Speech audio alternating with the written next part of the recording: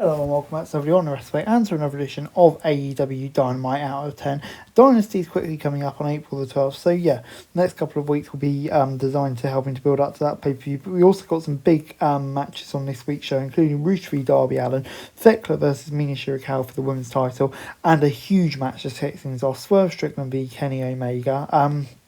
Yeah, Swerve had a smile on his face as he and Kenny circled each other before locking up. He took control and had the cleaner defending right away. Once the fight spilled out of the ring, Omega was able to gain the upper hand by slamming Strickland's head into anything with a hard surface. They didn't bother trying to pace themselves and ease into things, which made the fight feel more competitive. Even though this was only the second time they've worked together, they displayed some great chemistry. Starting the show off with two of AEW's top stars duking it out was a great decision. They lived up to the hype and delivered a memorable performance that will definitely need to lead to a third encounter, other than one spot that didn't go as planned. This was great from start to finish. They had their best shots, but neither man could keep the other one down for free until Omega hit the one-winged angel. I'm going to give it an 8 out of 10. Moving on then to the Death Riders versus Top Flight and Zeta Steel. And yeah, Death Riders attacked Skyflight as soon as the ref called for the bell. Once things had settled, it was Shafir and Steel who started as legal competitors. While the match was competitive, and allowed all 6 competitors to shine, the outcome was predictable as it gets. The Death Riders not allowed to lose to a team that's been in ROH. It seems like the crowd was most excited every time Steele and Shafir locked horns, which hopefully means we'll get a singles match down the line. But Garcia got the win for his team, pinning Darius. I'm going to give it 7 out of 10. As we then moved on to Mike Bailey taking on Rocky Romero, neither man had anyone from their group in their corner, so it felt fair. Romero got in a few shots, but Speedball quickly gained the upper hand and sent him out of the ring for a moonsault. This was a pretty quick match to end with Bailey getting a clean win.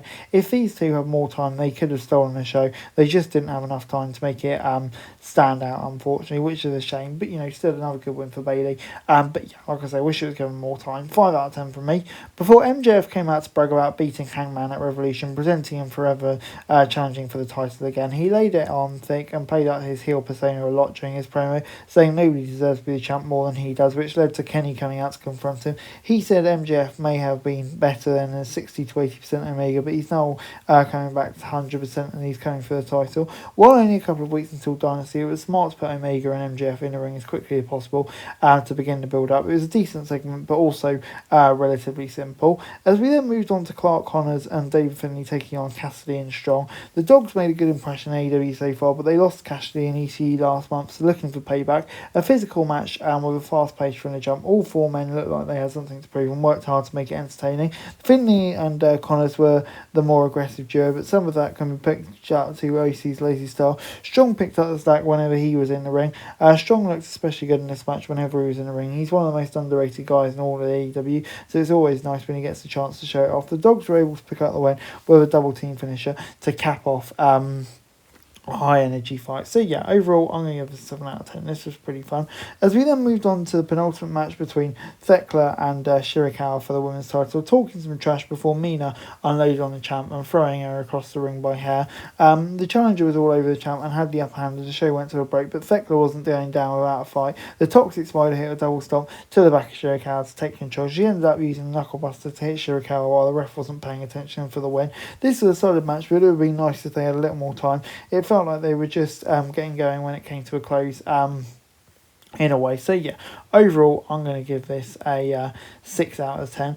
As we then moved on to our main event between Roosh and Darby Allin, the match didn't get started until close to the end of the second hour, so it was obviously going into overtime. While Allen was posing in the corner, Roosh attacked him from behind to get an early advantage and kickstart the match. As expected, it went from 0 to 100. Roosh is a hard hitter and nobody takes parts like Allen, so it went to 100 pretty quick. After an exciting back and forth, Allen got the pin with a jackknife cover, but afterwards he was taken out with the Don Callis family. So yeah, a pretty decent match, and obviously setting up an intriguing angle going forward as well, I would say, with the Callis family. I think that makes sense considering where they both are at the moment. So I'm going to give it a 7 out of 10. And overall, Dynamite this week, yeah, I'm going to give it a 7 out of 10. Really, the Callis family and Andrade looking like they disapproved what's happening. I thought that was a good way to win the show. And overall, it was a pretty strong showing. Omega and Strickland had the best match of the night, but Allen and Roosh gave them a run for their money. Also, pretty interesting happenings in the women's division and throughout the card, really. So, yeah, I thought it was a pretty solid Dynamite this week as we continue to build toward Dynasty. Hey guys, that's it for this video. Thanks very much for watching. Remember to like, share, subscribe, follow us on our socials, link in the description below for daily wrestling news, meme and content. Subscribe to our other channels on screen right now, that'd be greatly appreciated. Thanks very much for watching. Peace out.